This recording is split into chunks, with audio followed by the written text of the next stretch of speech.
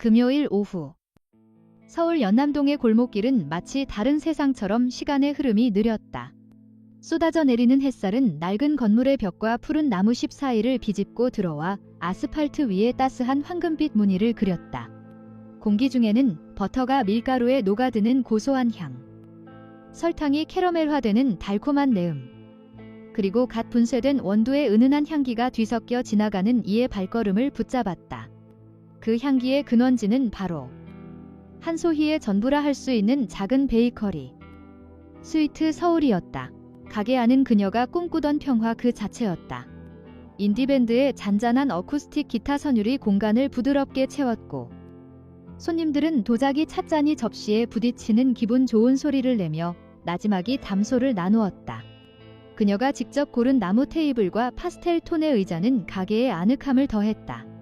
진열장 안의 케이크들은 마치 보석함 속 보석처럼 반짝였다. 윤기나는 초콜릿 에클레어, 새빨간 딸기가 촘촘히 밝힌 타르트, 금방이라도 녹아내릴 듯한 수플레 치즈케이크까지. 이 모든 것은 소희의 손끝에서 피어난 작은 예술 작품들이었다. 카운터 안쪽, 한소희는 갓 완성된 3단 웨딩 케이크의 마지막 장식을 하고 있었다. 순백의 제빵사 모자 아래로 드러난 그녀의 옆얼굴은 조각상처럼 고요했다. 그녀의 눈은 오직 케이크 위에 짜 올릴 크림의 각도와 힘 조절에만 집중하고 있었다. 그녀에게 제빵은 단순한 일이자 생계수단이 아니었다. 그것은 명상이자 치유의 과정이었다. 밀가루를 반죽하고 오븐의 온도를 맞추고 섬세한 장식을 올리는 모든 행위는 과거의 피 비린내, 나는 기억들을 잊게 해주는 신성한 의식과도 같았다. 지금 그녀의 유일한 표적은 케이크의 정중앙이었고, 유일한 긴장감은 오븐 속방이 제대로 부풀어 오를지에 대한 것이었다. 그것이 그녀가 선택한, 그리고 필사적으로 지키고 싶었던 삶이었다. 그 평화가 깨진 것은 한순간이었다. 꽝! 가게 문에 달린 작은 종이 비명을 지르듯 요란하게 울리며 나무 문이 벽에 부딪혔다. 가게 안의 모든 소음이 거짓말처럼 멎었다. 어쿠스틱 기타 선율은 허공에서 길을 잃었고, 손님들의 웃음소리는 얼어붙었다. 퀴퀴한 담배 냄새와 값싼 향수 냄새를 풍기는 사내셋이 가게 안으로 들어섰다. 몸에 맞지 않는 싸구려 양복은 그들의 다부진 체격을 감추지 못했고, 셔츠 깃 사이로 삐져나온 용문신은 노골적인 위협이었다. 그들의 눈은 가게 안의 평화로운 풍경을 경멸하듯 훑었다. 마치 잘 가꿔진 정원에 난입한 난폭한 멧돼지 떼 같았다. 가장 앞에 선 험상궂은 인상의 남자가 카운터로 곧장 걸어왔다. 그는 진열장의 케이크들을 비웃음치며 훑어보더니 소희에게 턱을 까딱거렸다. 여기가 사장인가? 가게는 계집애처럼 꾸며놓고 돈은 좀 벌리나? 그의 목소리는 자갈이 굴러가는 듯 거칠고 귀에 거슬렸다. 소희는 하던 동작을 천천히 멈췄다. 그녀는 크림 짜는 주머니를 내려놓고 앞치마에 손을 닦으며 조용히 고개를 들었다. 그녀의 크고 동그란 눈은 어떠한 동요도 없이 상대를 응시할 뿐이었다. 무슨 일이시죠? 그녀의 목소리는 작았지만 이상하게도 또렷하게 울렸다. 남자는 그녀의 침착한 태도가 오히려 기분 나쁘다는 듯 인상을 찌푸렸다. 무슨 일이냐고? 이 동네에서 장사하려면 우리 동생들한테 보호세 내는 게 룰을 아니었나? 오늘 처음 문 연 것도 아닐 텐데. 모른 척하는 건가? 아니면 배짱이 좋은 건가? 남자는 카운터를 손바닥으로 쿵 하고 내리쳤다. 그 소리에 몇몇 손님들이 움찔하며 어깨를 떨었다. 소희는 여전히 말이 없었다. 그녀의 침묵은 무시가 아니었다. 그것은 관찰이었다. 남자의 자세, 시선의 방향, 다른 두 명의 위치, 가게 안의 지형지물. 그녀의 뇌는 본능적으로 모든 정보를 수집하고 분석하고 있었다. 이게 진짜. 야, 말로 해선 안 되겠네. 네가 아끼는 것부터 좀 부숴줘야 정신을 차리려나. 남자는 광기 어린 웃음을 터뜨리며 팔을 휘둘렀다. 그의 목표는 소희가 몇 시간 동안 공들여 만든 막 배달을 앞둔 3단 웨딩 케이크였다. 와장창 유리 진열대가 깨지는 불쾌한 파열음과 함께 순백의 케이크가 바닥으로 곤두박질 쳤다. 정교하게 만든 설탕꽃들이 산산조각 나고 하얀 크림은 붉은 딸기잼과 뒤섞여 마치 피처럼 바닥에 번졌다. 한 쌍의 예비 부부의 가장 행복한 날을 축복해야 할 케이크는 이제 짓밟힌 잔해가 되어버렸다. 깍! 아이를 품에 안고 있던 한 젊은 엄마가 비명을 질렀다. 바로 옆에 앉아있던 할머니는 너무 놀라 손에 들고 있던 찻잔을 떨어뜨렸다. 그 무력한 비명소리. 필사적으로 잊으려 했던 전장의 기억을 떠올리게 하는 바로 그 소리였다. 소희의 몸에 흐르던 모든 공기가 바뀌었다. 제빵사의 약간 구부정했던 등은 칼날처럼 꼿꼿하게 펴졌다. 그녀의 호흡은 누구도 눈치채지 못할 만큼 느리고 깊고 고르게 변했다. 수백 번의 실전 속에서 다듬어진 전투 호흡이었다. 늘 부드러운 빛을 담고 있던 눈동자에서 온기가 사라지고 그 자리에 서리가 내린 듯한 차가운 빛이 자리 잡았다. 그녀의 시선은 더 이상 남자의 얼굴을 보고 있지 않았다. 그의 목, 쇄골, 무릎의 관절, 그리고 균형을 무너뜨릴 수 있는 모든 급소를 훑고 있었다. 남자는 소희의 변화를 전혀 인지하지 못한 채 의기양양하게 소리쳤다. 어때? 이제 말이 좀 통할 것 같. 남자는 말을 끝맺지 못했다. 자신을 보고 있는 소희의 눈빛에서 생전 처음 느껴보는 섬뜩한 한기를 느꼈기 때문이다. 그것은 먹잇감을 앞에 둔 포식자의 눈빛이었다. 순간 이 아늑한 베이커리의 공기가 얼어붙었고 누가 사냥꾼이고 누가 사냥감인지에 대한 명백했던 구도가 뒤집히고 있었다. 달콤한 바닐라 향은 사라지고 이제 폭발 직전의 화약 냄새가 공간을 지배하기 시작했다. 제빵사 한소희의 가면이 드디어 깨어지려 하고 있었다. 리더격인 남자가 소희의 눈빛에서 원시적인 공포를 읽어낸 바로 그 순간 그녀를 둘러싼 세상의 속도가 달라졌다. 시끄럽던 남자의 고함 소리, 손님들의 희미한 숨소리, 가게 밖의 자동차 소리까지 모든 것이 선명하게 고막을 파고들었다. 눈앞의 공간은 비현실적일 정도로 명확하게 분석되기 시작했다. 남자까지의 거리 2m, 그의 오른손 주먹의 예상 경로, 왼쪽 동료의 잠재적 위협, 그리고 가장 멀리 있는 동료의 불안정한 자세까지. 그녀의 뇌는 수천 시간의 훈련으로 다져진 슈퍼컴퓨터처럼 모든 변수를 즉각적으로 계산해냈다. 그녀가 내디딘 첫걸음은 걷는다는 느낌보다는 미끄러진다는 표현이 더 정확했다. 제빵사의 부드러운 신발은 소리 없이 바닥을 스치며 남자와의 거리를 완벽하게 지워버렸다. 남자는 본능적으로 주먹을 휘둘렀지만 그의 눈에는 이미 소희의 상체가 사라진 후였다. 소희의 손가락은 채찍처럼 날아와 그의 손목 안쪽. 수많은 신경이 교차하는 급소를 정확하게 움켜쥐었다. 단순한 압박이 아니었다. 뼈와 신경 사이를 파고드는 고통을 극대화하기 위해 설계된 기술이었다. 비명은 짧았다. 전기가 흐르는 듯한 격통이 팔을 타고 뇌까지 치솟았다. 남자의 눈에 당혹감과 고통, 그리고 믿을 수 없다는 불신이 스쳐 지나갔다. 자신의 강철 같던 팔이 왜 이렇게 무력하게 마비되었는지 이해할 수 없었다. 소희는 그 찰나의 경직을 놓치지 않았다. 그녀는 남자의 무너진 균형과 앞으로 쏠리는 무게를 역이용했다. 몸을 낮게 회전시키며 그의 팔꿈치 관절을 어깨 위로 들어 올렸다. 인간의 관절이 허용하는 가동 범위를 단 1인치 넘어선 완벽하게 계산된 움직임이었다. 뚜두둑. 단순한 뼈 소리가 아니었다. 인대가 끊어지고 관절이 탈구되는, 듣는 것만으로도 소름이 돋는 파열음이 가게의 정막을 찢었다. 크아. 산 같은 덩치의 남자가 생전 처음 겪는 고통에 무릎을 꿇었다. 그의 울음소리는 더 이상 위협이 아닌 처절한 애원이었다. 이게 같은 년이 뒤늦게 상황을 파악한 두 남자가 이성을 잃고 달려들었다. 그들의 움직임은 분노로 가득했지만 훈련된 소희의 눈에는 허점투성이의 몸부림으로 보일 뿐이었다. 한 명은 칼을 꺼내 복부를 노렸고 다른 한 명은 가장 손쉬운 무기인 의자를 집어들어 머리를 향해 휘둘렀다. 소희의 머릿속은 차갑게 울렸다. 표적 3의 공격 범위가 더 넓고 예측 가능. 먼저 무력화시킨다. 그녀는 바닥에서 신음하는 리더의 등을 발로 가볍게, 하지만 정확하게 밀었다. 마치 당구공을 치듯.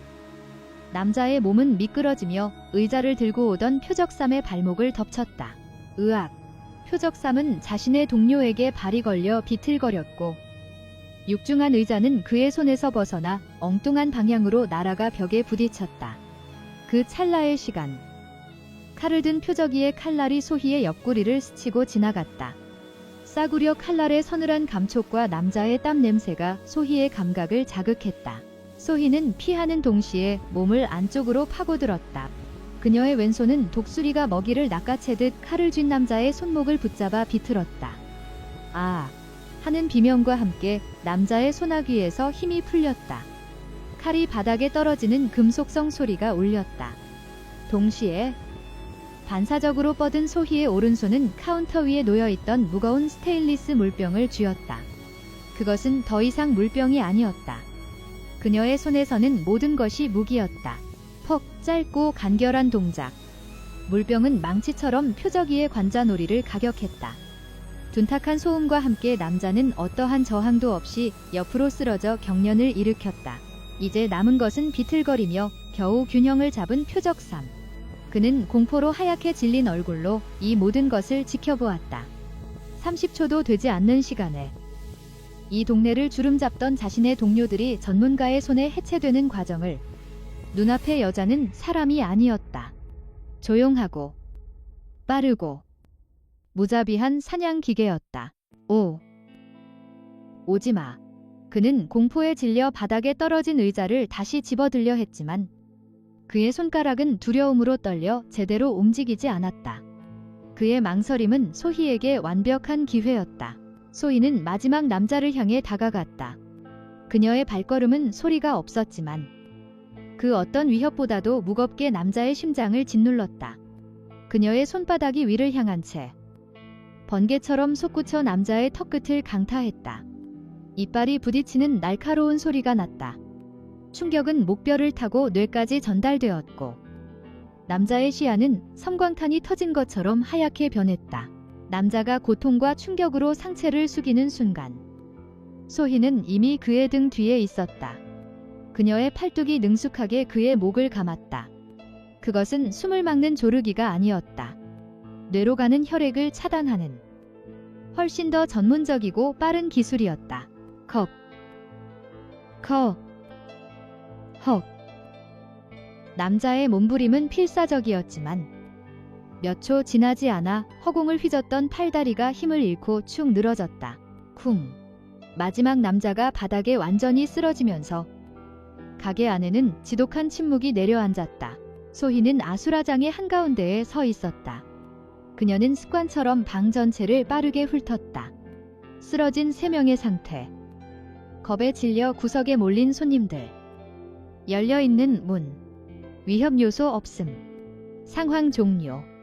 군인 시절. 수백 번도 더 반복했던 작전 후 상황 점검이었다. 그녀는 천천히 숨을 내쉬었다. 차갑게 얼어붙었던 동공이 서서히 원래의 부드러움을 되찾기 시작했다.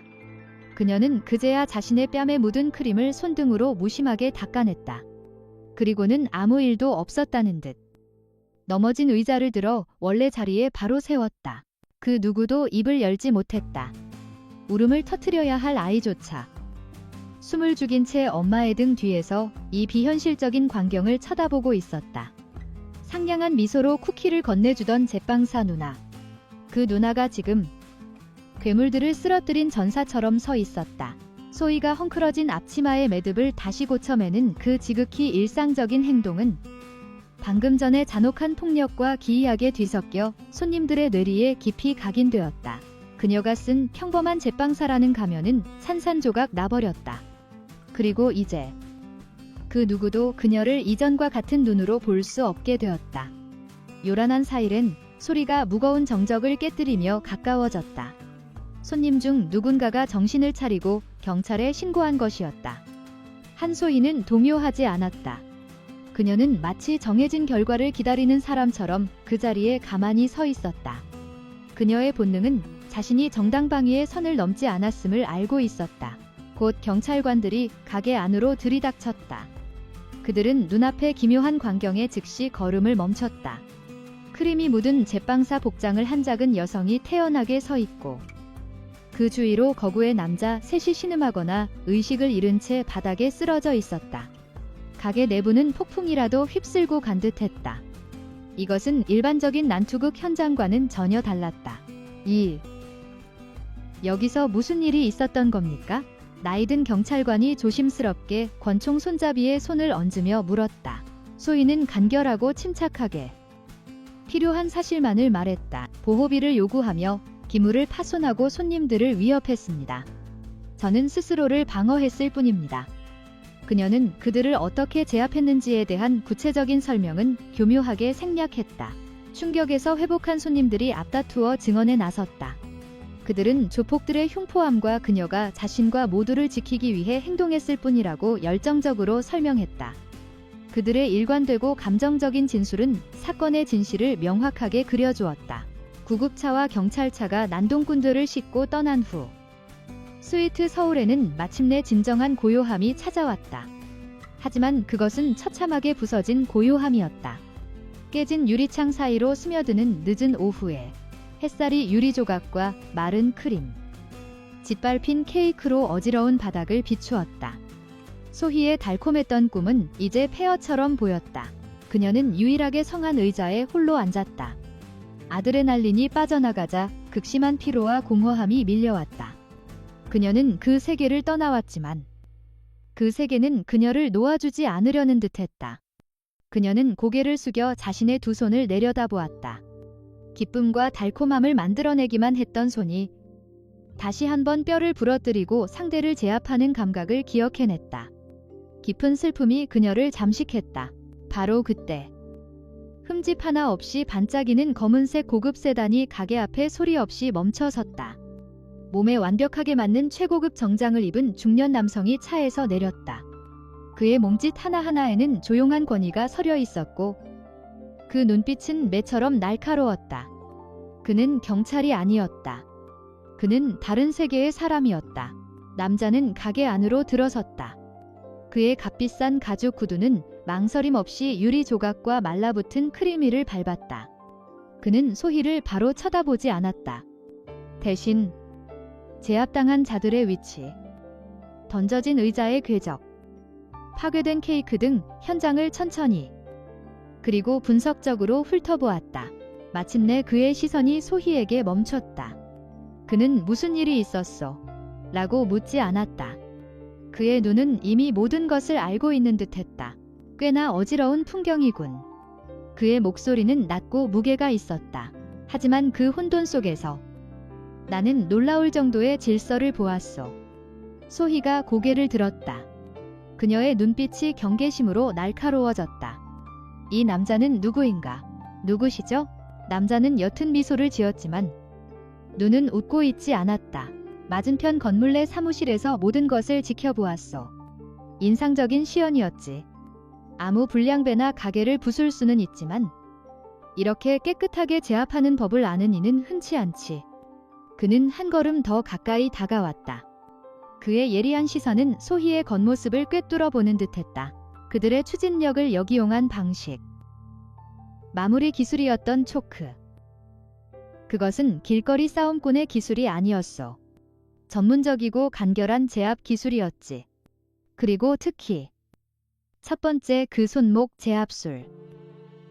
그는 말을 멈추고 소희의 눈을 똑바로 응시했다. 나는 그런 정확성을 단 한 곳에서만 본 적이 있어. 707 특수임무단. 소희의 심장이 멎는 것 같았다. 온몸이 굳어버렸다. 수천 겹의 케이크와 설탕, 반죽 아래 깊이 묻어두었던 그녀의 가장 큰 비밀. 그녀의 과거가 낯선 남자에 의해 단 몇 초 만에 발가벗겨졌다. 당신, 대체 누굽니까? 그녀의 목소리가 떨렸다. 이전의 침착함은 온데간데 없었다. 내 이름은 김민준이요. 남자는 자신을 소개했다. 유진건설의 회장이지. 그리고 사업가가 되기 전에는 특수전 사령부에서 지휘관으로 복무했던 영광을 가졌었어. 무거운 침묵이 흘렀다. 전직 지휘관과 전직 특수부대원. 같은 세계에서 온 두 사람이 평범한 꿈의 폐허 속에서 우연히 마주쳤다.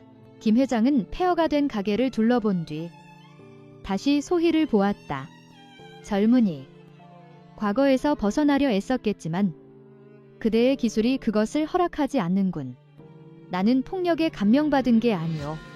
그대의 절제력과 통제력에 감명받았지. 상대를 더 심하게 다치게 할 수 있었음에도 그대는 그러지 않기를 선택했소. 그는 금속 재질의 명함 한 장을 그녀에게 건넸다. 나의 그룹도 나름의 전쟁을 치르고 있어. 산업 스파이. 보안상의 위협. 일반 경찰력으로는 해결할 수 없는 문제들 말이오. 나는 보안팀을 이끌 수장이 필요하오. 단지 강하기만 한 사람이 아니라 언제 힘을 써야 하고 언제 쓰지 말아야 하는지를 아는 사람. 그대처럼 강철 같은 규율을 가진 사람이 필요하단 말이오.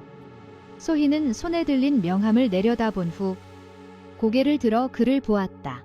그대에게 전장으로 돌아가라고 요구하는 게 아니오. 김 회장이 말을 이었다. 나는 그대에게 새로운 전장을 제안하는 것이오. 파괴가 아닌 보호를 위해 그대의 기술을 사용할 수 있는 곳 말이오. 선택은 그대의 몫이오. 그 말을 남기고 그는 몸을 돌려 떠났다. 가게의 폐허소. 평생을 바꿀지도 모를 제안이 담긴 명함과 함께 소희는 홀로 남겨졌다. 평화에 대한 꿈은 산산조각 났지만 과거와 현재를 융합할 수 있는 새로운 사명. 새로운 길이 그녀의 눈앞에 열린 듯했다. 김민준 회장이 떠난 후에도 한소희는 오랫동안 그 자리에 미동도 없이 앉아 있었다. 가게 안으로 쏟아지던 오후의 황금빛 햇살은 서서히 오렌지빛으로 물들었고 이내 차가운 푸른빛의 황혼으로 바뀌었다. 어둠이 내린 가게는 마치 거대한 무덤처럼 고요하고 스산했다. 바닥에 뒹구는 깨진 유리 조각들이 희미한 가로등 불빛에 반짝이며 마치 눈물처럼 보였다. 그녀는 천천히 자리에서 일어났다. 발밑에서 바삭하고 짓밟힌 마카롱 조각이 부서지는 소리가 났다. 한때는 손님들에게 작은 행복을 주었던 그 과자가 이제는 그녀의 실패를 증명하는 잔해가 되어 있었다. 그녀는 허리를 숙여 자신이 가게를 열 때 큰맘 먹고 장만했던 북유럽풍 접시에 깨진 조각 하나를 집어들었다. 날카로운 파편이 그녀의 손바닥을 파고드는 듯했지만 그녀는 아무런 고통도 느끼지 못했다. 마음속에서 오래전 전우와 나누었던 마지막 약속이 메아리 쳤다. 소희야, 만약 나에게 무슨 일이 생기면 내 몫까지 평범하게 살아줘. 사람을 해치는 총 대신 사람을 기쁘게 하는 빵을 만드는 거야. 약속해. 그것은 피와 화약 냄새가 진동하던 야전 병원에서 희미해져가는 그의 숨을 붙잡고 맹세했던 약속이었다. 그 약속을 지키기 위해 그녀는 군복을 벗고 이곳에 자신만의 작은 성역을 만들었다. 하지만 결국 그녀는 그 약속을 지키지 못했다. 그녀의 손은 다시 한번 폭력을 기억해냈고 그녀가 만든 평화는 산산조각 났다. 소희는 주머니에서 김 회장이 건넨 차가운 금속 명함을 꺼내 들었다. 유진건설 회장 김민준. 그 이름과 직책은 그녀가 도망쳐온 과거의 세계를 상징하는 듯 무겁고 차가웠다. 그녀는 명함을 든 손과 반대편 손에 쥔 접시 조각을 번갈아 내려다보았다. 과거와 현재, 군인과 제빵사, 파괴와 창조. 그녀는 그 두 세계의 경계에서 길을 잃은 채 서 있었다. 김 회장의 제안은 달콤한 독약과도 같았다. 그것은 그녀에게 새로운 목적을 주겠지만 동시에 그녀를 다시 과거의 그림자 속으로 끌어들일 것이었다. 그때 가게 문이 조심스럽게 열리는 소리가 났다. 아까 그 난동 속에서 겁에 질려있던 할머니 손님이었다. 할머니는 작은 보온병을 들고 그녀에게 다가왔다. 아가씨, 저녁도 못 먹었을 것 같아서 따뜻한 옥수수차라도 좀 마셔. 할머니는 소희의 손에 보온병을 쥐어주며 그녀의 손등을 따뜻하게 쓸어주었다. 그 온기에 얼음장처럼 차가웠던 소희의 마음이 조금씩 녹아내리는 듯했다. 죄송합니다. 할머니, 무서우셨죠? 제가 다 망쳐버렸어요. 소희의 목소리가 가늘게 떨렸다. 그러자 할머니는 고개를 저으며 말했다. 아니야, 아가씨. 덕분에 우리 모두 무사했는걸. 강하다는 게 죄는 아니란다. 그 힘으로 나쁜 놈들을 혼내주고 우리 같은 약한 사람들을 지켜준 거잖니. 고마워. 정말 고마워. 할머니의 꾸밈 없는 그 한마디가 소희의 심장을 관통했다. 지켜준다.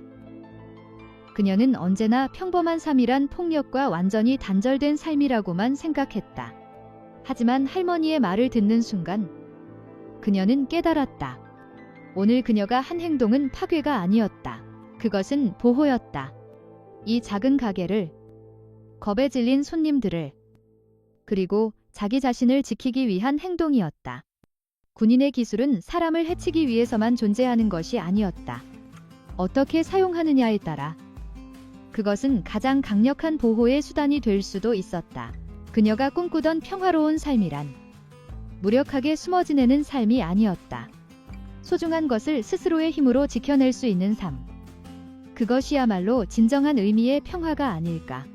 제빵사와 군인. 그 둘은 서로 다른 존재가 아니었다. 그것은 모두 한소희라는 한 사람 안에 존재하는 양면과도 같은 것이었다. 다음 날 아침, 밤새 내린 비에 거리는 깨끗하게 씻겨 있었다. 소희는 뜬 눈으로 밤을 새웠지만 그녀의 눈은 그 어느 때보다도 맑고 단단했다. 그녀는 폐허가 된 가게를 마지막으로 한번 둘러본 뒤 문에 작은 메모를 붙였다. 개인 사정으로 당분간 쉽니다. 그동안 감사했습니다. 그리고 그녀는 주머니에서 차가운 금속 명함을 꺼내 그 위에 적힌 번호로 전화를 걸었다. 그녀의 목소리는 더 이상 흔들리지 않았다. 회장님, 저 한소희입니다. 어제 하신 제안 받아들이겠습니다. 며칠 후 소희는 서울의 중심부 하늘을 찌를 듯 솟아있는 유진건설 본사 빌딩 앞에 섰다. 그녀가 입고 있는 것은 더 이상 밀가루가 묻은 제빵사의 옷이 아니었다. 몸에 꼭 맞는 날렵한 검은색 정장. 그것은 그녀의 새로운 제복이었다. 최상층 회장실에서 김민준 회장은 만족스러운 미소로 그녀를 맞았다. 그는 총이나 무기 대신 보안전략 총괄팀장 한소희라고 적힌 새로운 사원증을 그녀에게 건넸다. 유진에 온 걸 환영하오. 한 팀장. 그대의 사무실은 이미 준비되어 있어. 소희는 사원증을 받아 목에 걸었다. 그리고 김 회장의 안내에 따라 통유리 창으로 된 사무실 벽 앞에 섰다. 창밖으로 서울의 전경이 끝없이 펼쳐져 있었다. 수많은 빌딩과 자동차. 그리고 그 안에서 살아가는 수많은 사람들.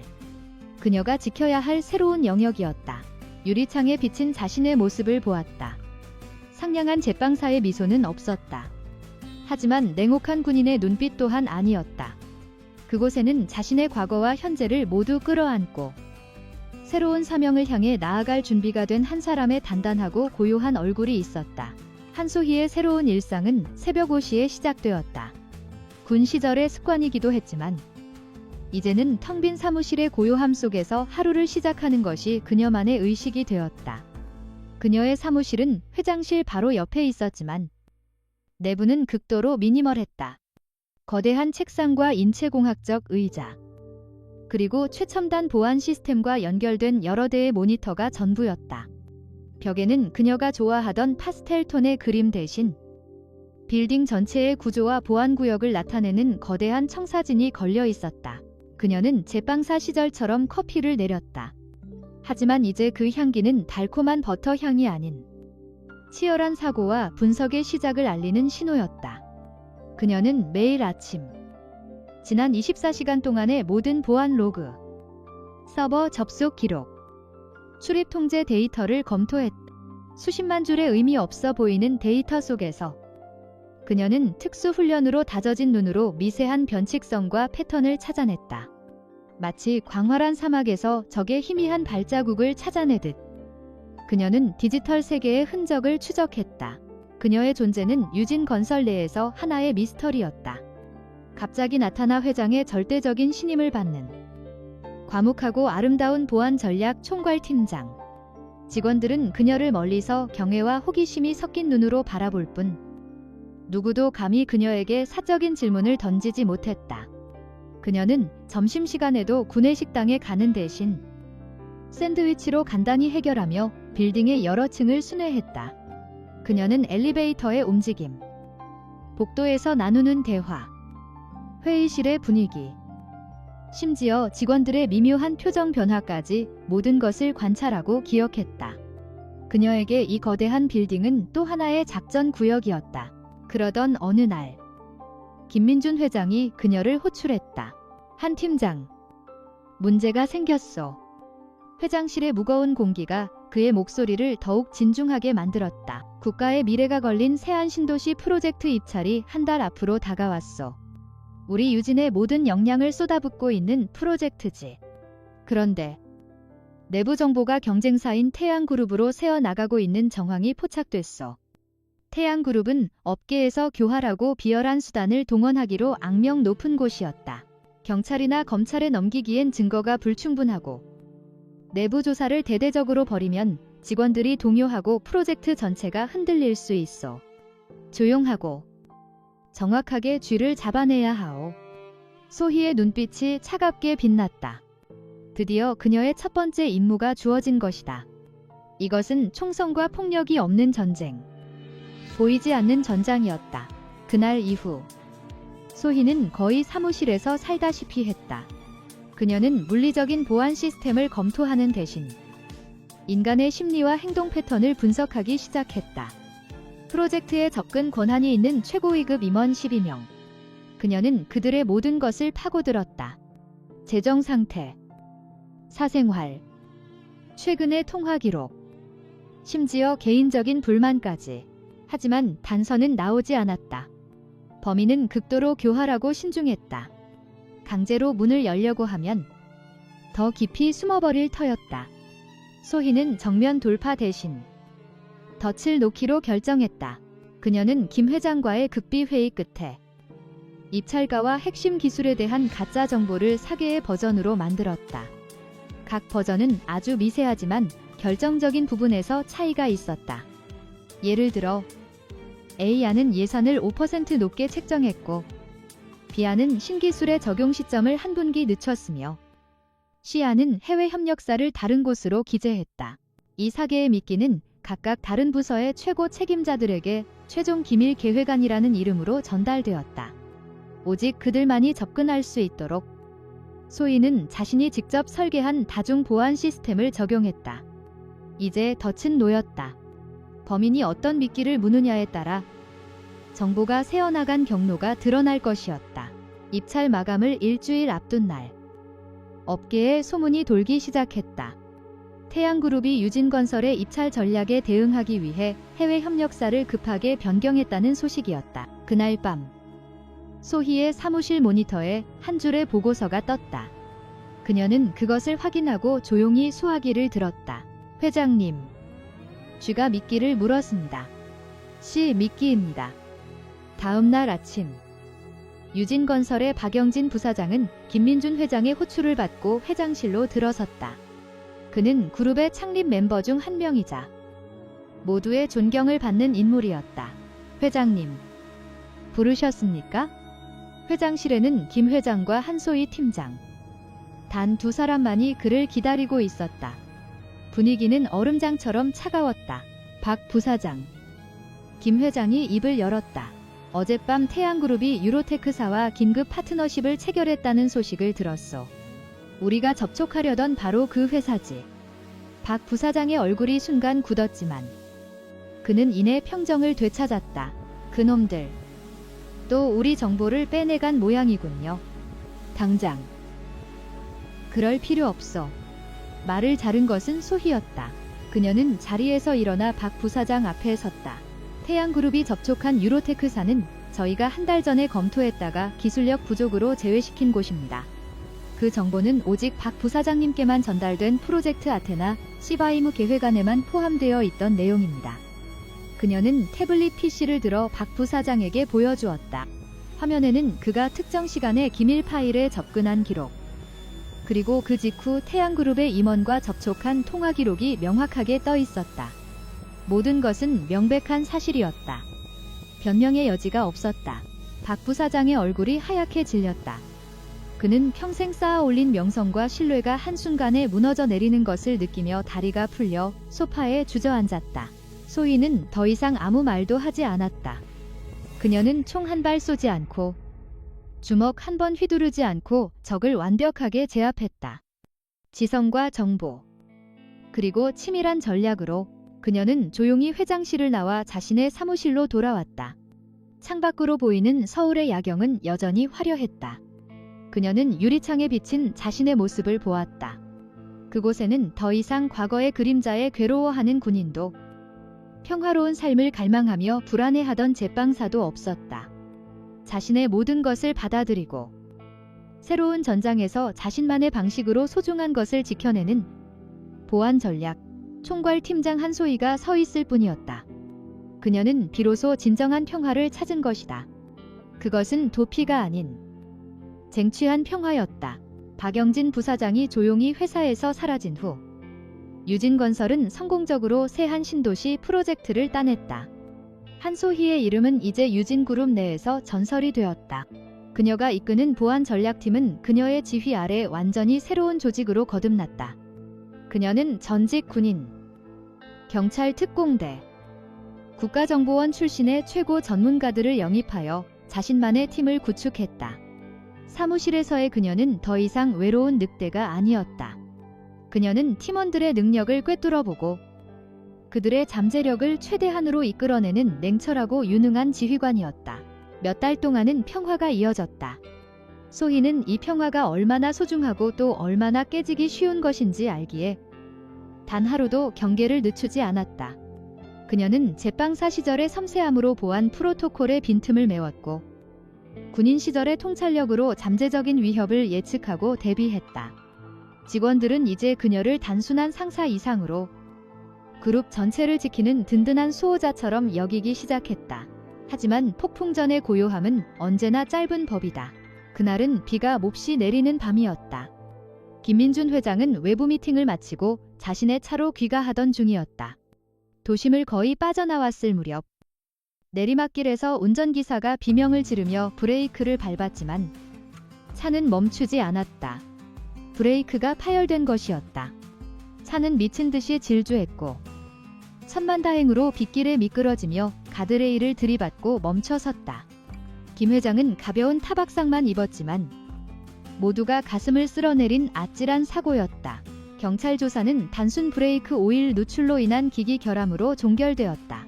하지만 다음 날 아침 사고 차량의 잔해를 직접 살피는 소희의 눈빛은 달랐다. 그녀는 경찰이 놓친 것을 보았다. 브레이크 호스를 감싸고 있는 금속 피복에 현미경으로 봐야만 보일 정도의 미세한 흠집이 있었다. 그것은 자연적으로 생긴 마모가 아니었다. 고압의 절삭 도구로 아주 정교하게 거의 흔적을 남기지 않고 파손시킨 흔적이었다. 이것은 사고가 아니라 명백한 암살 시도였다. 소희의 머릿속에 즉시 한 이름이 떠올랐다. 태양그룹. 입찰에서 패배하고 내부 스파이까지 발각당한 그들이 얌전히 물러설 리 없었다. 그들은 이제 보드룸에서의 전쟁이 아닌 진짜 전쟁을 시작한 것이다. 회장님, 이제부터 제가 24시간 동행하며 경호하겠습니다. 소희의 목소리는 단호했다. 이건 제 팀원들에게만 맡길 수 있는 문제가 아닙니다. 김 회장은 그녀의 눈에서 과거의 군인을 보았다. 그는 말없이 고개를 끄덕였다. 그는 자신의 선택이 그녀를 다시 위험 속으로 밀어 넣었음을 깨달았지만 지금은 그녀를 믿는 것 외에 다른 방법이 없었다. 그날 이후 소희는 김 회장의 그림자가 되었다. 그녀는 그의 모든 일정을 재조정하고 이동 경로를 수시로 변경했으며 모든 약속 장소를 사전에 답사했다. 그녀의 감각은 최고조로 날카로워졌다. 도시의 모든 소음, 모든 움직임, 모든 시선 속에서 그녀는 위협의 징후를 찾았다. 적의 두 번째 공격은 일주일 뒤에 찾아왔다. 김 회장이 오랜 후원자로 있는 한 보육원의 작은 자선 행사에 참석했을 때였다. 그곳은 경호가 가장 허술해질 수 있는 가장 예상하기 힘든 장소였다. 행사가 끝나고 해가 질 무렵 김 회장이 아이들과 작별 인사를 하고 주차장으로 향할 때였다. 갑자기 주차장 구석에 세워져 있던 벤 차량의 문이 열리며 검은 옷을 입은 남자 셋이 튀어나왔다. 그들의 움직임은 일반적인 조폭과는 차원이 달랐다.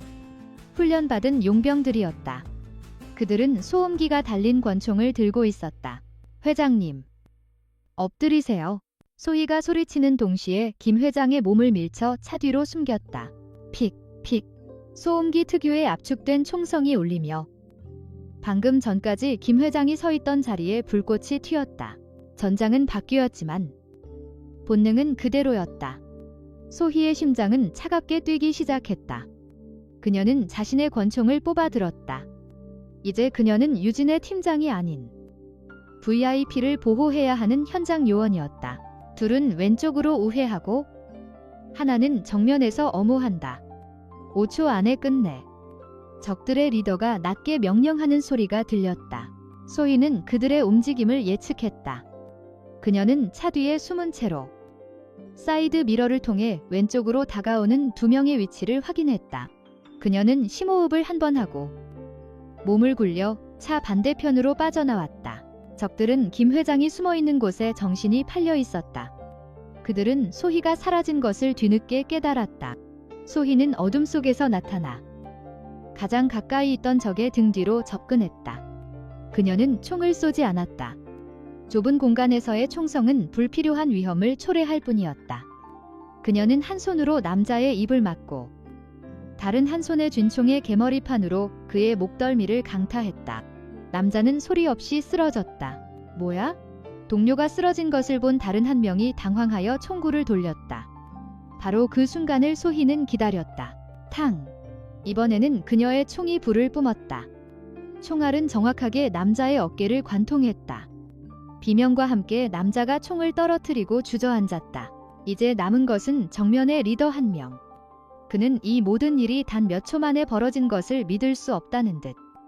차 뒤에 숨어 소희를 향해 미친 듯이 총을 쏴댔다. 소희는 다시 차 뒤로 몸을 숨겼다. 그녀는 외쳤다. 김 회장님. 제가 신호를 드리면 저쪽 기둥을 향해 뛰십시오. 그녀는 탄창을 확인한 뒤 바닥에 있던 깨진 유리 조각 하나를 주워 반대편으로 힘껏 던졌다. 쨍그랑. 유리 깨지는 소리에 남자의 주의가 순간적으로 그쪽으로 쏠렸다. 지금입니다. 김 회장이 기둥을 향해 뛰는 동안 소희는 엄호를 위해 차 뒤에서 뛰쳐나왔다. 그녀와 적의 리더는 거의 동시에 서로를 향해 총을 쏘았다. 탕, 탕, 두 발의 총성. 남자의 가슴에서 붉은 피가 터져나왔고 그의 몸이 뒤로 쓰러졌다. 동시에 소희의 왼쪽 팔에도 타는 듯한 고통이 퍼졌다. 그녀는 총에 맞았다. 그녀는 고통을 참으며 쓰러진 적들에게 다가가 무장을 해제하고 상황을 확보했다. 아드레날린이 솟구쳐 고통은 아직 희미했다. 김 회장이 안전한 것을 확인하고 달려왔다. 그는 소희의 팔에서 흐르는 피를 보고 얼굴이 하얗게 질렸다. 한 팀장. 괜찮은 건가, 맙소사. 소희는 흐트러짐 없는 목소리로 대답했다. 스쳤을 뿐입니다. 회장님. 하지만 이건 시작에 불과합니다. 그녀는 어둠 속에서 자신들을 노리고 있을 보이지 않는 적들을 향해 차갑고 결연한 눈빛을 보냈다. 그녀의 평화로운 삶을 향한 전쟁은 이제 막 진짜 막을 올린 것이었다. 김민준 회장이 직접 운전하는 차 안. 소희는 조수석에 앉아 자신의 팔에 박힌 총알을 빼내고 응급처치를 하고 있었다. 그녀는 고통에 찬 신음 하나 내지 않았다. 그녀의 정신은 이미 다음 단계를 그리고 있었다. 병원으로 가는 대신 그들은 유진그룹이 비밀리에 운영하는 안전가옥으로 향했다. 한 팀장. 무모한 짓이야. 당장 병원으로. 회장님. 소희가 그의 말을 잘랐다. 지금 병원으로 가면 저희의 위치와 상태가 그대로 노출됩니다. 적들은 바로 다음 공격을 준비할 겁니다. 방어만 해서는 이길 수 없습니다. 이제는 우리가 사냥할 차례입니다. 안전가옥에 도착하자마자 소희는 자신이 직접 뽑은 팀원들을 소집했다. 그리고 어깨에 붕대를 감은 채 붙잡은 용병 한 명을 직접 신문하기 시작했다. 그녀는 고문을 사용하지 않았다. 대신 그녀는 그의 눈을 들여다보며 나지막이 말했다. 네, 고용주. 태양그룹의 최 이사는 널 버릴 거다. 넌 실패한 소모품이니까. 네가 입을 열지 않으면 우린 널 경찰에 넘길 거고 넌 감옥에서 조용히 사고로 죽게 되겠지. 하지만 우리에게 협력한다면 내가 너에게 새로운 신분과 해외로 도망칠 기회를 주겠다. 어느 쪽이 더 나은 선택이지? 그녀는 남자의 가족 사진을 그의 앞에 던져주었다. 그것은 그녀의 팀이 단 1시간 만에 알아낸 정보였다. 남자의 눈빛이 흔들렸다. 결국 그는 모든 것을 털어놓았다. 이번 공격을 지시한 사람은 태양그룹의 강경파인 최진혁 이사였고 그들의 다음 계획은 김 회장의 외동딸을 납치하여 경영권을 포기하도록 협박하는 것이었다. 그리고 그는 최 이사의 아지트로 사용되는 서울 근교의 한 별장 위치를 알려주었다. 소희의 눈에 불꽃이 튀었다. 그들은 넘지 말아야 할 선을 넘었다. 회장님, 선택하셔야 합니다. 소희는 김 회장에게 말했다. 경찰에 맡기고 딸의 안전이 위협받는 것을 지켜보시겠습니까? 아니면 저와 제 팀이 뱀의 머리를 직접 자르는 것을 허락하시겠습니까? 김민주는 피가 묻은 붕대를 감은 소희의 어깨와 그녀의 흔들림 없는 눈빛을 보았다. 그는 결심했다. 한 팀장, 모든 권한을 위임하겠어. 필요한 건 뭐든지 지원하지. 반드시 내 가족을 지켜주시오. 그날 밤 검은색 작전 차량들이 소리 없이 서울을 빠져나갔다. 소희와 그녀의 정예팀은 최첨단 장비로 무장했다. 그녀는 모니터 앞에 앉아 지휘하는 대신 직접 방탄복을 입고 선두에 섰다. 그녀는 더 이상 단순한 보안 팀장이 아니었다. 그녀는 자신의 부대를 이끄는 지휘관이었다. 최진혁의 별장은 숲속에 고립된 요새와도 같았다. 하지만 소희의 팀은 어둠과 하나가 되어 모든 감시 카메라와 경비 시스템을 무력화시키며 유령처럼 침투했다. 알파팀, 2층 확보, 브라보팀, 동쪽 차단, 찰리팀, 나와 함께 중앙으로 진입한다. 작전 개시. 소희의 낮은 명령이 무전기를 통해 퍼져나갔다. 그녀의 팀원들은 한 몸처럼 움직였다. 수년간의 훈련과 실전 경험이 녹아있는 완벽하게 조율된 작전이었다. 그들은 최소한의 소음과 최소한의 폭력으로 별장 내부의 경호원들을 차례차례 제압해 나갔다. 소희는 마침내 최진혁이 있는 서재문 앞에 섰다. 그녀는 문을 발로 차고 들어갔다. 서재 안. 최진혁은 패닉에 빠져 금고에서 서류를 꺼내 태우려 하고 있었다. 그는 소희를 보고 경악하며 책상 위에 권총을 잡으려 했다. 하지만 소희가 더 빨랐다. 그녀는 총을 쏘는 대신 책상을 가로질러 달려가 그의 손을 쳐내고 군더더기 없는 동작으로 그를 제압했다. 내 전쟁은 끝났다. 최진혁. 소희가 그의 귓가에 차갑게 속삭였다.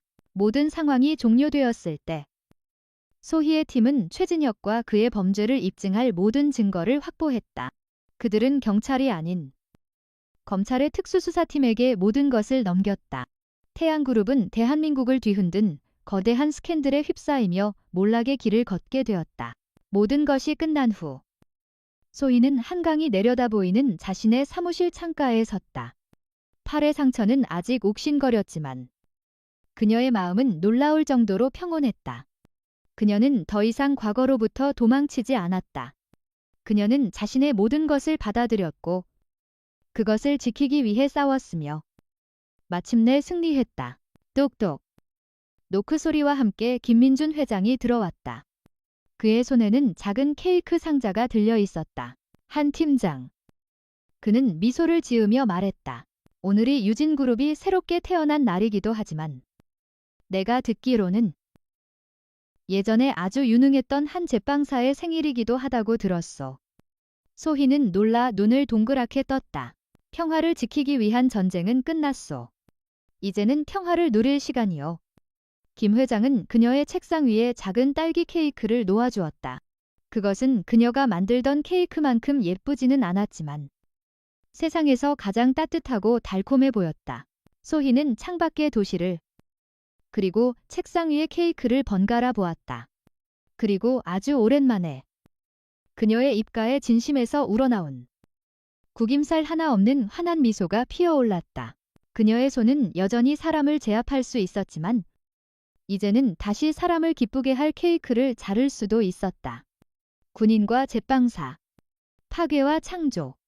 그녀는 마침내 그 두 세계를 자신의 안에서 완벽하게 하나로 통일시킨 것이다. 그녀가 찾은 진정한 평화는 바로 그 미소 속에 있었다.